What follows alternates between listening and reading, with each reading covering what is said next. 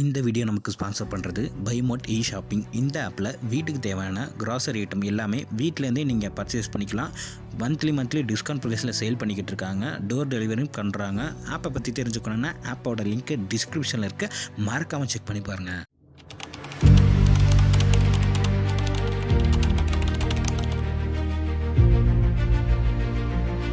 Bill Gate சொல்றாரு, நம்ம ஏதோ ஒரு ஜாப் செய்யறதுக்காக உருவாக்கப்படலையா, வாரத்துல 3-4 வேலை செய்யுங்க அண்ட் லைஃபை என்ஜாய் பண்ணுங்க. ஆனா இன்ஃபோசிஸோட ஃபவுண்டர் நாராயணமூர்த்தி சொல்றாரு, இந்தியாவோட யூத்துக்கு வாரத்துல 100 மணி நேரம் வேலை செய்யணுமா. அண்ட் இவங்க 2 பேரும் வாரத்து குறித்து ரொம்ப பெரிய டிபேட் ஏற்பட்டது. அண்ட் நிறைய பேர் பில்கேட்ஸோட ஃபேவர்ல இருந்தாங்க. வெறும் எதுக்குன்னா, ஏன்னா ஃபாரினர் ஒரு வார்த்தை சொல்லியிருந்தாங்கன்னா அது சரியா இருக்கும், அண்ட் அதுவே ஏதோ ஒரு இந்தியன் சொல்லியிருந்தாங்கன்னா அது தவறா இருக்கும். இப்ப வர்ற கேள்வி என்னன்னா, நான் இப்ப யார் கூட இருக்கேன்? நான் 100% நாராயணமூர்த்தி சார் கூட இருக்கேன். ஏன்னா அவர் இந்தியாவை சேர்ந்ததுனால கிடையாது.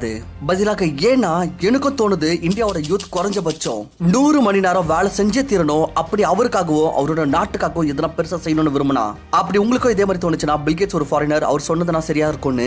So let me tell you, Elon Musk இதான் சொல்றாரு. யூத்துக்கு 100 மணி நேரம் வேலை செய்யணுமா வாரத்துல, கடினமாக உழைக்கணும் நம்மளுடைய இளைஞர்கள். அண்ட் உங்க எல்லாருக்குமே தெரியும், இப்போ ஏஐயோட உலகம் போயிட்டு இருக்கு. நான் உங்ககிட்ட ஒரு கேள்வி கேட்கிறேன், ஏஐயோட ஆரம்பம் எங்க இருந்து ஆரம்பிச்சது? ஓபன் ஏஐ, அதோட ப்ராடக்ட் வந்து சாட் ஜிபிடி. இது உங்க எல்லாருக்குமே தெரிஞ்சிருக்கும். சோ இந்த ஓபன் ஏஐயை உருவாக்குனவர் சாம் ஆல்ட்மேன். அவர் என்ன சொல்றாரு இந்த குறித்துன்றத பாப்போம். ஏன்னா அவர் ஒரு யூத் அண்ட் கூடவே அவர் ஒரு பில்லியனரும் கூட. இது ஒரு ரொம்பவே ஒரு பெரிய விஷயம். சோ அவரோட அட்வைஸ் உங்க எல்லாருக்குமே ரொம்ப உபயோகமா இருக்கும். கவனமா கேளுங்க. ஆப்வியஸ்லி நீங்க என்ன யோசிக்கிறீங்களோ அந்த எல்லா விஷயமும் இருக்காது. ஏன்னா நீங்க உங்களோட 20ஸ்ல இருக்கீங்க. ஆனா எனக்கு என்ன தோணுதுன்னா, நீங்க கடினத்தில் கடினமாக முழு முயற்சியுடன் உழைக்கணும். எந்த அளவுக்கு உழைப்புனா யாருமே நினைச்சு பார்க்காத அளவுக்கு. அண்ட் அதோட அளவு மக்கள் என்ன யோசிக்கிறாங்களோ அதை விட அதிகமா. ஏன்னா இதோட பெனிஃபிட் உங்களுக்கு அப்புறமா கிடைக்கும். லைஃப் ரொம்பவே அன்ஃபேர் ஆனது. பல தடவை அதிர்ஷ்டம் உங்க கைய விட்டுரும். ஆனா உங்க கரியரோட ஆரம்பத்து காலத்துல அதிகமா உழைக்கிறது உங்களுக்கு லாங் டர்ம்ல கம்பவுண்டிங் எஃபெக்டா பிரதிபலிக்கும். அண்ட் அந்த அளவுக்கான கிடைக்கிற ரிசல்ட்டை நீங்க உங்களோட கனவுகளை கூட நினைச்சு பார்க்க மாட்டீங்க. அண்ட் இது எவ்வளவு அண்டர் ரேட்டடான விஷயம்னா, அண்ட் இது எவ்வளவு மோஸ்ட் வேல்யூபிளான அட்வைஸ்னா, வெல் இது எனக்கு பாத்தீங்கன்னா நமக்கு எப்பவுமே கிடைச்சிருக்காது. ஆனா இப்ப நான் உங்களுக்கு இது தர போறேன். இப்ப இந்த வீடியோவை பாஸ் பண்ணுங்க அண்ட் இத ஸ்கிரீன்ஷாட் எடுத்து திரும்ப படிங்க.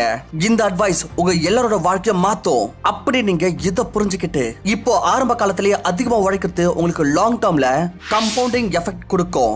நீங்க ஒரு விஷயத்தை எப்பவுமே ஞாபகம் வச்சுக்கோங்க, அளவுக்கு மீறி ஸ்ட்ரகிள்ஸ் ஃபேஸ் பண்ணாதான் உங்களுக்கு அளவுக்கு மீறி சக்சஸ் கிடைக்கும்.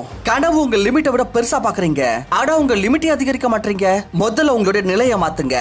இந்த அளவுக்கான டெடிகேஷன், இந்த அளவுக்கான உழைப்பு உங்களோட வேலையில போடுங்க. இது வரைக்கும் யாருமே அதற்கு செய்யாத மாதிரி. எப்பவுமே இந்த ஆட்கள் கூட கம்பேர் பண்ணாதீங்க. யாரெல்லாம் உங்க அக்கம் பக்கம் இருக்காங்களோ. அப்படி நீங்க கவலையுடன் மக்கள் கூட காம்படிஷன் வச்சீங்கன்னா, அப்போ சீக்கிரமா சந்தோஷம் அடைஞ்சு சாட்டிஸ்ஃபை ஆயிடுவீங்க. அண்ட் பெருசா எதுவும் செய்ய மாட்டீங்க. உங்க காம்படிஷன் எப்பவுமே யார் கூட இருக்கணும்னா, யார் உங்க ஃபீல்ட்ல டாப்ல இருக்காங்களோ, இல்ல உங்களுடைய காம்படிட்டராக உங்களே ஆக்கிக்கோங்க. நேத்துக்கு ரெக்கார்டை இன்னைக்கு உடைப்பேன் அண்ட் இன்னைக்கு ரெக்கார்டை நாளைக்கு உடைப்பேன். ஒவ்வொரு நாளும் பெட்டர் ஆகுவேன். ஒவ்வொரு நாளும் இந்தியா வெற்றி பெறுவேன். இதுதான் உங்களுடைய லட்சியமா இருக்கணும். இதுதான் உங்களுடைய காம்படிஷனா இருக்கணும். இப்பத்துல இருந்து உழைப்பு இல்ல, பதிலா வரம்பு மீறி கடினமாக உழைங்க.